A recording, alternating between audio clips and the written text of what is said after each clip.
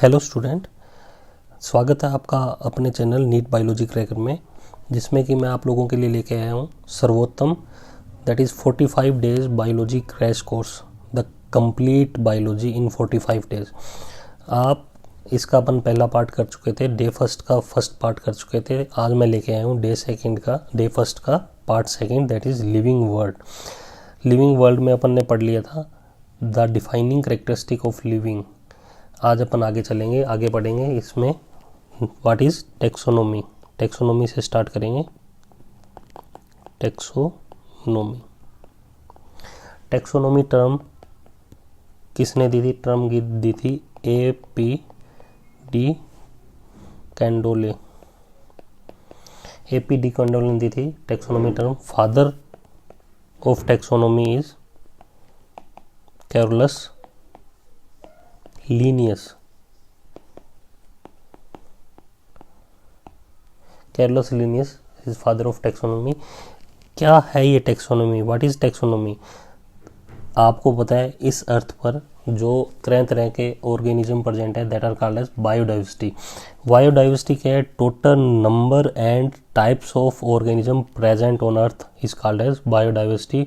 और इस time earth पर 1.8 मिलियन टाइप के ऑर्गेनिज्म प्रेजेंट है। अब इन ऑर्गेनिज्म को अपन एक साथ याद नहीं कर सकते किसकी क्या करेक्टरिस्टिक है, तो इसके लिए क्या यूज करते हैं? उनको क्लासिफाई किया जाता है। These organisms are classified in different groups, this is called as taxonomy. तो what is taxonomy? It is the process of classification of organisms based on characteristics. It is process of classification of organism based on characteristic. तो ये classification की process ही क्या कहलाती है? Taxonomy. And taxonomy include इसमें चार चीज़ें आ जाएंगी। फर्स्ट, अपन उस ऑर्गेनिज्म के कैरेक्टर्स की स्टडी करेंगे, दैट इज कैरेक्टराइजेशन।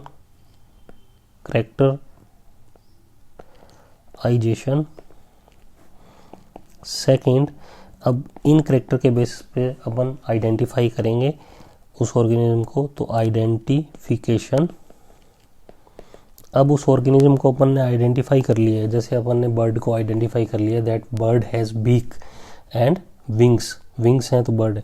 अब ये वर्ड को उसका नोमेनक्लेचर करेंगे, आइडेंटिफाई करने के बाद उसको करेंगे नोमेनक्लेचर। अब नोमेनक्लेचर करने के बाद the final part that is classification. अब उनको बर्ड्स को बर्ड्स के ग्रुप में रख देंगे, मैमल्स को मैमल्स के ग्रुप में रखेंगे, दैट इज ग्रुपिंग। क्लासीफाई करना, तो दैट इज क्लासिफिकेशन। तो these four things are characterization, identification, nomenclature and classification. These are the basic of taxonomy. इसके बिना टेक्सोनोमी नहीं है। टेक्सोनोमी इन चारों को मिलाकर ही टेक्सोनोमी में इंक्लूडेड होते हैं। अब टेक्सोनोमी की तरह एक मिलता जुलता वर्ड है सिस्टेमेटिक्स। इससे कंफ्यूज मत होना। सिस्टेमेटिक्स टर्म किसने दी थी? This is term given by Carolus Linnaeus. है कि ये सिस्टेमेटिक्स का मतलब होता है सिस्टम। तो सिस्टेमेटिक्स मतलब सिस्टेमिक अरेंजमेंट ऑफ ऑर्गेनिज्म। तो सिस्टमिक अरेंजमेंट मतलब सिस्टम से अरेंज करना ऑर्गेनिज्म को। इसका मतलब क्या? एक्चुअली इसका मतलब है ऑर्गेनिज्म को प्रिमिटिव से एडवांस, प्रिमिटिव को पहले और एडवांस को बाद में, कौन सा ऑर्गेनिज्म एडवांस है और कौन सा प्रिमिटिव है, उस तरह से इसको अरेंज करना, this is called as systematics. अब सिस्टेमेटिक्स इट इज टेक्सोनोमी। तो देखो ऑर्गेनिज्म को अपन ने अलग अलग करेंगे, क्लासीफाई करेंगे तो टैक्सोनॉमी तो आएगी आएगी। तो it include taxonomy and phylogeny. Phylogeny, phylogeny क्या है? That is evolutionary history.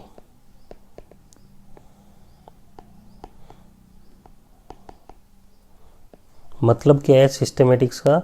अपन को ऑर्गेनिज्म को क्लासीफाई करना है, लेकिन ये ध्यान में रखते हुए क्लासीफाई करना है कैसा? प्रिमिटिव ऑर्गेनिज्म पहले आना चाहिए, एडवांस्ड बाद में आना चाहिए। जैसे प्रोटोजोआ है, प्रोटोजोआ प्रिमिटिव है तो प्रोटोजोआ सबसे पहले आया।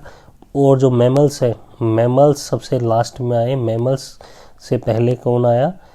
एवीज आए, बर्ड्स आए। तो बर्ड्स से ज़्यादा एडवांस मैमल्स हैं, तो बर्ड्स के बाद मैमल आएंगे और प्रोटोजोआ सबसे पहले आएंगे बिकॉज सबसे प्रिमिटिव प्रोटोजोन्स हैं।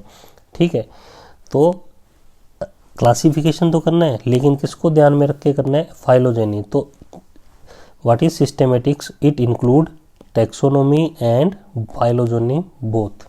अगर फाइलोजेनी हटा दें तो क्या बन जाएगा? ये बन जाएगा ओनली टैक्सोनॉमी। तो systematics is taxonomy with phylogeny. It is taxonomy with phylogeny. अब फाइलोजेनी आएगी टैक्सोनॉमी के साथ, तभी इसको सिस्टेमेटिक्स कहेंगे। अब आगे चलते हैं अपन। अब देखो अपन ने टैक्सोनॉमी, अब मैं इलोबरेट करूँगा डिफरेंट पार्ट्स को, टैक्सोनॉमी के डिफरेंट पार्ट को। तो देखो उसमें देखते हैं अपन आइडेंटिफिकेशन। आइडेंटिफिकेशन का क्या मतलब है? What is identification? आइडेंटिफिकेशन का मतलब है करेक्ट डिस्क्रिप्शन ऑफ ऑर्गेनिज्म। उस ऑर्गेनिज्म का करेक्ट डिस्क्रिप्शन लिखना। ठीक है, this is called as identification. ये कैसे करेंगे? It is done by its morphological and anatomical characteristic.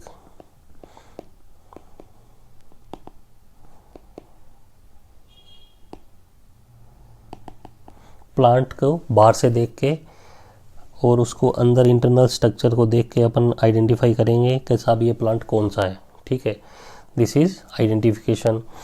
And biological keys are helpful in this.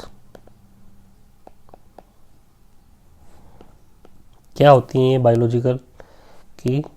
ये अपन आगे देखेंगे टैक्सोनॉमिकल एड में। अब देखो आइडेंटिफिकेशन हो गया, क्लासिफिकेशन कर देंगे अपन। क्लासिफिकेशन अपन ने देख लिया,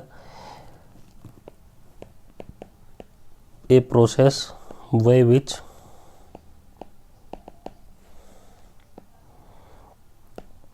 organism are grouped into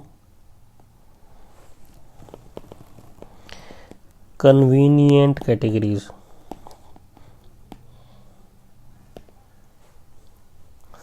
based on their characters। तो सिमिलर करेक्टर या डिसिमिलर करेक्टर के बेसिस पे अपन ने कैटेगरी में बना दी अलग अलग। This is called as classification. Convenient category का मतलब क्या है? क्योंकि अपन अलग अलग नहीं पढ़ सकते एक एक ऑर्गेनिज्म को, तो अपन पूरी कैटेगरी को पढ़ लेते हैं। फाइलम प्रोटोजोआ अपन ने पढ़ लिया, तो प्रोटोजोआ में अपन को सबको पता लग गया कि जो जो प्रोटोजोआ में ऑर्गेनिज्म आ रहे हैं उनके करेक्टर कैसे हैं। एवीज पढ़ लिया अपन ने, एवीज में अपने को सबका पता लग जाएगा कि सब जो जो इसमें एनिमल्स आ रहे हैं वो उनके करेक्टर्स क्या है, विंग्स है उसमें, ठीक है, उनकी बोन्स होलो है। तो कन्वीनियंट कैटेगरीज का मतलब क्या है? क्यों बनाई कैटेगरीज? क्योंकि अब मैंने आपको पहले ही बता दिया बायोडाइवर्सिटी बहुत है, बहुत से ऑर्गेनिज्म में 1.7 टू 1.8 मिलियन ऑर्गेनिज्म प्रेजेंट है। अलग अलग 8 मिलियन टाइप के ऑर्गेनिज्म प्रेजेंट है, उनको अलग अलग स्टडी करना इम्पॉसिबल है। तो अपन ने एक कैटेगरीज बना ली, कन्वीनियंट कैटेगरी, जो अपने लिए सुविधाजनक है, तो उससे अपन उसको स्टडी कर रहे हैं। बस इतना सही है इसमें, ठीक है। अब क्लासिफिकेशन में देखो आप, अब टोटल बायोडाइवर्सिटी कितनी है, क्यों क्लासिफाई किया की बात करें तो जो प्लांट्स हैं 0.5 मिलियन प्लांट्स प्रेजेंट हैं और एनिमल्स हैं जो अर्थ पर प्रेजेंट हैं। 1.2 million animals are present on earth और टोटल बायोडाइवर्सिटी कितनी होगी 1.2 and 1.5 that is 1.7 to 1.8 million organism. 1.7 to 1.8 million organisms are present. इतने टाइप के ऑर्गेनिज्म प्रेजेंट हैं। और बायोडाइवर्सिटी है क्या? What is biodiversity? Different types and number of organism present on अर्थ।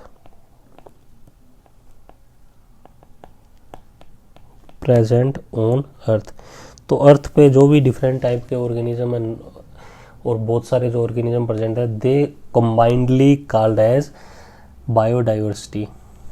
अब ये क्लासिफिकेशन के भी वेरियस मेथड्स होते हैं।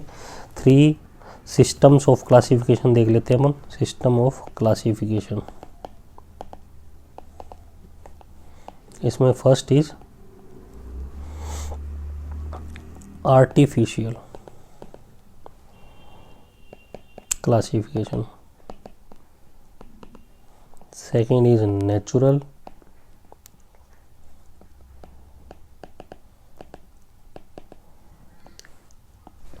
एंड थर्ड अपन बात करें तो जेनेटिक क्लासिफिकेशन। देखो आर्टिफिशियल और नेचुरल में एक ही फ़र्क है। आर्टिफिशियल जो सबसे पहले क्लासिफिकेशन था दैट इज़ आर्टिफिशियल। तो अर्लीस्ट सिस्टम ऑफ क्लासिफिकेशन, तो सबसे पहले जो क्लासिफाई किया था वो केवल कुछ करैक्टर के बेसिस पे किया था। तो अर्लियर क्लासिफिकेशन इसमें क्या था? इट इन्वॉल्व वन और फ्यू करैक्टर्स फॉर क्लासिफिकेशन। तो जो अर्लियर क्लासिफिकेशन था उसमें ओनली 1 और 2 करैक्टर्स के बेसिस पे क्लासिफाई किया था, तो that is called as artificial classification. मान लो किसी को केवल हैबिटाट के बेसिस पे क्लासिफाई कर दिया, तो हैबिटाट के बेसिस पे क्या सब एक्वाटिक है, ये टेरेस्ट्रियल है, ठीक है, या केवल उसको उसकी एक्सटर्नल स्ट्रक्चर की बेसिस पे कैसा भी ये हर्ब है, ये शर्ब है, ये ट्री है, ठीक है, ओनली एक करेक्टर के बेसिस पे या 2 करेक्टर के बेसिस पे क्लासीफाई कर दिया, दिस इज आर्टिफिशियल क्लासिफिकेशन। अब इसका प्रोपोनेंट थे, ये किसने सबसे पहले प्रपोज किया था, किसने दिया था? तो इसका प्रोपोनेंट जो है अर्लियर क्लासिफिकेशन जो आर्टिफिशियल क्लासिफिकेशन दिया था एरिस्टोटल और लीनियस ने। Aristotle and Linnaeus classification is artificial classification. अब अपन नेक्स्ट पे चलते हैं, नेचुरल सिस्टम ऑफ क्लासिफिकेशन। इसमें organism are classified on the basis of many characters। इसमें बहुत सारे करेक्टर्स लेते हैं, एनाटॉमिकल करेक्टर लेते हैं, एक्सटर्नल करेक्टर लेते हैं, एम्ब्रोलॉजिकल करेक्टर लेते हैं, उनकी केमिस्ट्री स्ट्रक्चर भी ले लेते हैं, ठीक है। तो ये क्लासिफिकेशन ज़्यादा बेटर है क्योंकि इट इन्वॉल्व मैनी करेक्टर्स, बहुत सारे करेक्टर को इन्वॉल्व करता है, तो ये बढ़िया क्लासिफिकेशन है। तो natural classification is far better than artificial, but it is difficult. ये इतने करेक्टर्स को ध्यान रखना बहुत मुश्किल होता है। तो इसका जो प्रोपोनेंट है ये किसने दिया था? बेंथम एंड हुकर का जो क्लासिफिकेशन है, बेंथम एंड हुकर क्लासिफिकेशन है, that is natural classification. Aristotle and Linnaeus classification is artificial, Bentham and Hooker classification is natural classification. Next is phylogenetics, और इसमें क्या है, क्लासिफिकेशन किसके बेसिस पे होता है? Classification is based on relationship,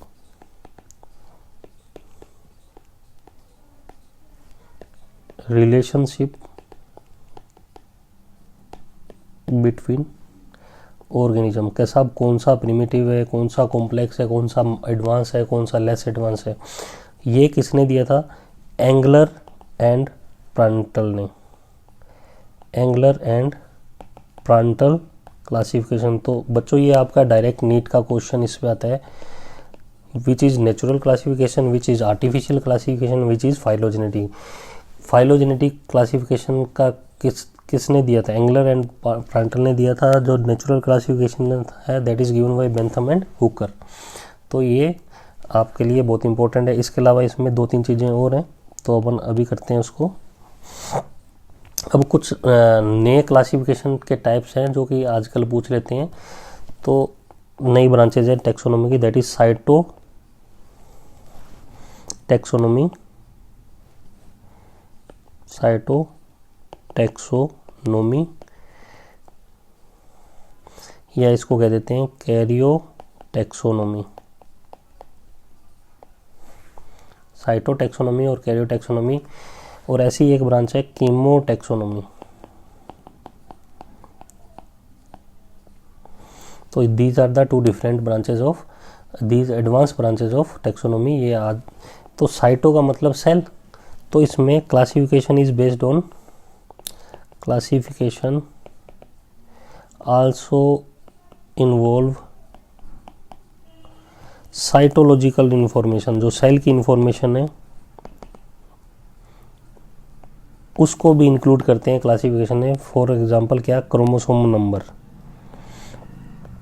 chromosome number, cell structure. तो nucleus और सेल की स्ट्रक्चर है that are also included for classification. तो this branch of taxonomy is called as cytotaxonomy. और कीमोटैक्सोनॉमी में this is based on chemical characteristic, chemical या constituent, chemical constituent of plants. For example DNA sequence, chemicals nature of protein.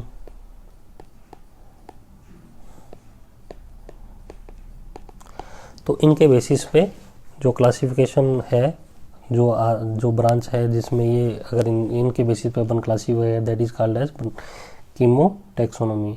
इस branch को अपन कहेंगे कीमोटैक्सोनॉमी। अब इसके बाद नेक्स्ट पे चलते हैं। अब देखो क्लासिफिकेशन हो गया, आइडेंटिफिकेशन हो गया। अब नोमेनक्लेचर जो इम्पोर्टेंट है, अपन नोमेनक्लेचर पढ़ लेते हैं। नोमेनक्लेचर। अब नोमेनक्लेचर क्या है? प्रोसेस ऑफ गिविंग नेम, किसी को नाम देना, लेकिन ऐसा नाम देना जो यूनिवर्सल है, that is scientific name is called as nomenclature.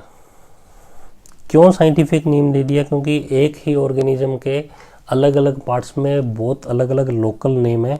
तो उस नेम को अगर अपन दूसरी जगह, अगर यहाँ अपन ने अलग नाम ले रहे हैं, उसको अपन अगर अफ्रीका में उस नाम को बोलेंगे कोई नहीं जानेगा। तो it should be mandatory that there should be a single name किसी भी प्लांट का ऑल ओवर। अगर अपन बात करें उस नेम से, अगर अपन नेम लें तो वही प्लांट आइडेंटिफाई हो, तो एक ऐसा नाम होना चाहिए जो यूनिवर्सल हो। तो इस साइंटिफिक नेम रखने का क्या मोटिव है? दैट ऑल ऑर्गेनिज्म, नोमेनक्लेचर का मोटिव क्या है? That all organism is known by single name, या कह दो universal name all over the world. अब इसके लिए जो नोमेनक्लेचर था that is the binomial nomenclature. किसने दिया था? That is given by Carolus Linnaeus.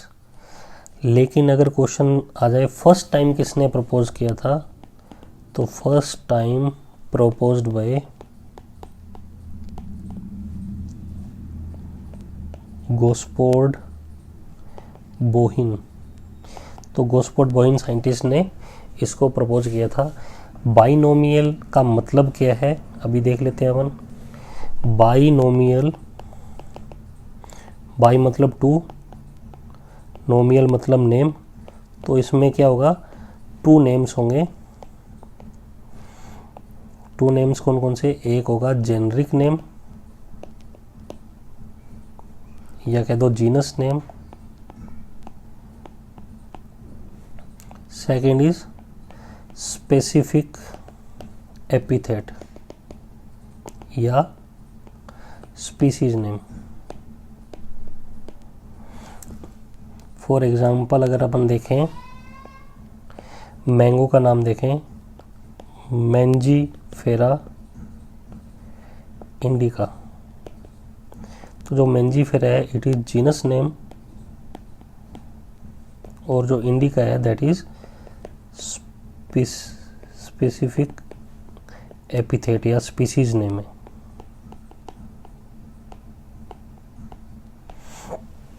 तो इस नोमेनक्लेचर के लिए वेरियस रूल्स हैं। These rules are called as international code of nomenclature. तो वेरियस रूल्स हैं इस नोमेनक्लेचर के लिए। तो these are the international codes of nomenclature. क्या क्या है ये कोड? फर्स्ट देखो, इनकी फुल फॉर्म आपको याद रखनी है बच्चों, इन पे डायरेक्ट क्वेश्चन आता है। ICBN। IC मतलब international code,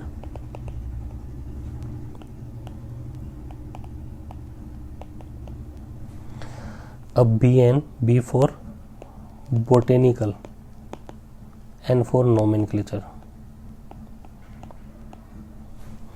second ICZN, international code for botanical की जगह zoological nomenclature. ICVN, international code for viral nomenclature. कोई दिक्कत नहीं है, आप लोग कर लोगे। दिक्कत आपको कहाँ आएगी अभी मैं बताता हूँ, यहाँ दिक्कत आएगी। ICNB, अब यहाँ कंफ्यूज मत हो जाना, ये BN है ये NB है। International code for nomenclature of bacteria. अब जहाँ थोड़ा सा डिफरेंट आ जाता है और वो क्वेश्चन बन जाता है नीट का। तो ICNB नीट में पूछा जा चुका है। तो ICBN international code for botanical nomenclature, लेकिन ICNB क्या है? International code for nomenclature of bacteria. याद रखना है, कंफ्यूज नहीं होना है। इनके अलावा कल्टीवेटेड प्लांट के लिए भी नोमेनक्लेचर है, रूल्स हैं। ICNCP, international code for nomenclature of cultivated plants. International code for nomenclature of cultivated plants. तो ये रूल्स रेगुलेशन हो गए, इंटरनेशनल कोड्स हो गए नोमेनक्लेचर के लिए। अब आगे चलते हैं, बाइनोमियल नोमेनक्लेचर का रूल्स क्या हैं वो देख लेते हैं। Binomial nomenclature rules. फर्स्ट, तो biological name are generally taken from the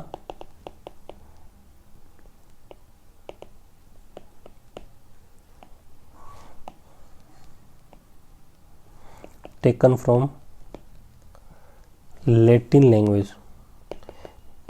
या तो वो लैटिन लैंग्वेज से लेंगे या लेटिनाइज कर देंगे। अगर दूसरी लैंग्वेज से लेंगे अपन नेम को किसी को, तो उसको लेटिनाइज कर देंगे या लेटिनिफिकेशन कर देंगे, उसको लेटिनाइज्ड कर देंगे। तो either they are taken from Latin language और लेटिनाइज्ड। सेकंड, दो कंपोनेंट होते हैं नाम में, टू कंपोनेंट आपको पता ही है। बाइनोमियल का मतलब ही ये है, genus name and specific epithet.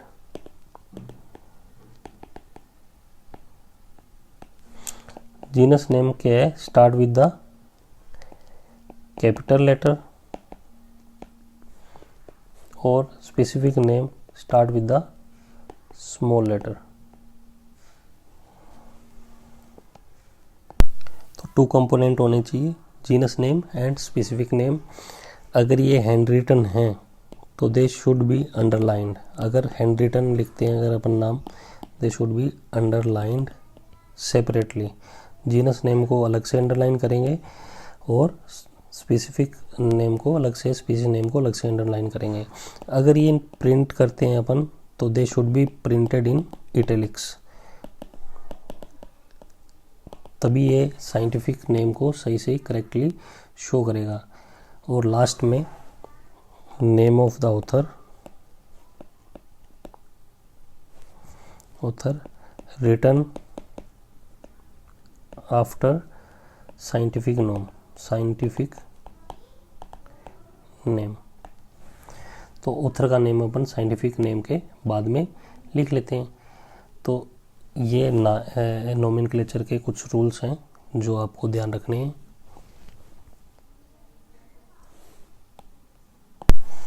Binomial nomenclature के बाद में चलते हैं अपन trinomial nomenclature. Trinomial nomenclature most accepted तो बाइनोमियल है, लेकिन ट्राइनोमियल नोमेनक्लेचर भी हिस्टोरिकल व्यू के लिए अपन पढ़ेंगे।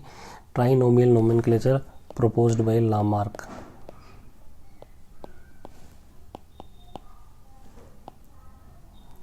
तो ट्राई मतलब 3, नोमियल मतलब नेम, इसमें 3 नेम होंगे। कौन कौन से 3 नेम होंगे? जेनरिक नेम या कह दो जीनस नेम, फिर उसके बाद स्पेसिफिक या species name, specific epithet,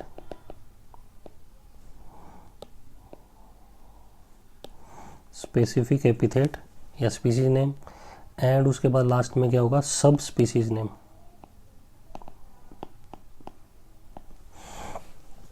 for example अगर बात करें कोरवस स्प्लेंडस,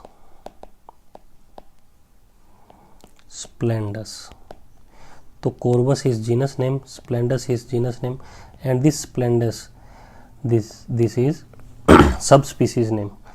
तो ये किसका नाम है? Indian crow. जो इंडियन क्रो है that is Corvus splendens. Gorilla की बात करें अपन, गोरिल्ला,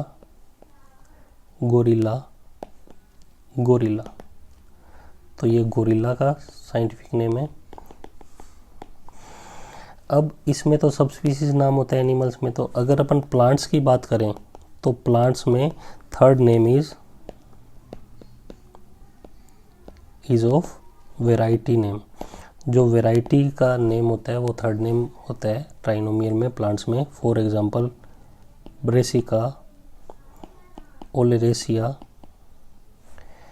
वेराइटी कैपिटेटा। तो ये वेराइटी है इसकी, वेराइटी कैपिटेटा। ये केबेज का साइंटिफिक नेम है।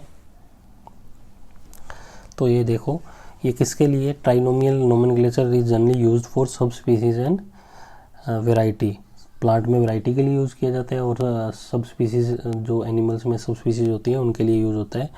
तो इसके अलावा ये nomenclature most accepted nomenclature is binomial nomenclature. अब अपन आगे चलते हैं। व्हाट आर, अपन ने देखा जो टेक्सोनोमी में क्या है, टेक्सोनोमी अपन ने देख लिया। टेक्सोनोमी में क्या क्लासीफाई करते हैं अपन, तो it is the process of classification in which organism are classified into different categories.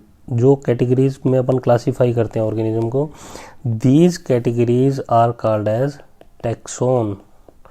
तो टैक्सोन इज सिंगुलर फॉर्म। अगर प्लूरल फॉर्म की बात करें तो दिस इज टैक्सा। तो इन कैटेगरी को, जिन कैटेगरी में अपन क्लासीफाई करते हैं, इन कैटेगरी को कहते हैं टैक्सोन या टैक्सा। कौन सी कैटेगरीज होती हैं? ये कैटेगरीज हैं जो these are divided into 3 part. Obligate categories जो क्लासिफिकेशन में होंगी ही होंगी। ओब्लिगेट कैटेगरीज मतलब these are the must for classification. तो इन कैटेगरीज, ये कैटेगरीज कितनी है? 7 है। 7 कैटेगरीज हैं ये, और इनको आपको याद करना पड़ेगा सीक्वेंस में। तो इसके लिए मैं आपको ट्रिक देता हूँ एक, जिससे कि आप इजीली याद कर पाएंगे। Keep pot clean or family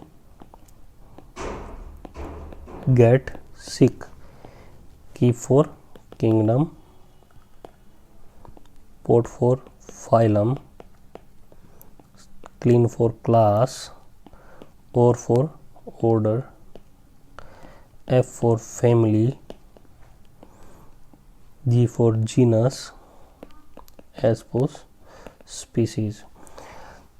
तो ये एक सीक्वेंस हो गया जिसमें कि किंगडम सबसे बड़ा है और स्पीसीज सबसे छोटी है। तो species is smallest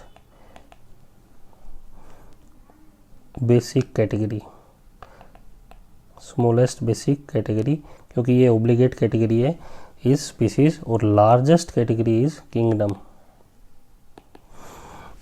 largest category is kingdom. अब अपन देखो जो फाइलम है this is used for the animal, अगर अपन प्लांट की बात करें तो in case of phylum division is used for plants. तो these are the 7 obligate categories, you should remember these categories by this trick will be very helpful। अब आप लोग देखो अगर स्पीसीज से अपन किंगडम की तरफ जाते हैं तो क्या चेंज होगा, अभी देख लेते हैं। तो अगर स्पीसीज, जो स्पीसीज है, जो स्पीसीज टर्म है that is given by Johan रे, और जोहन रे ने स्पीसीज को बताया था, स्पीसीज का क्या कहा था, जो organism which have fundamental similarities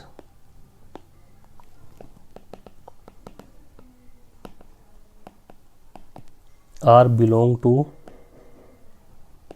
same species.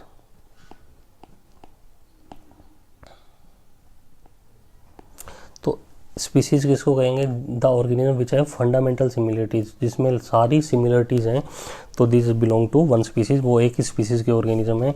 लेकिन जो बायोलॉजिकल कॉन्सेप्ट थी, बायोलॉजिकल कॉन्सेप्ट ऑफ स्पीसीज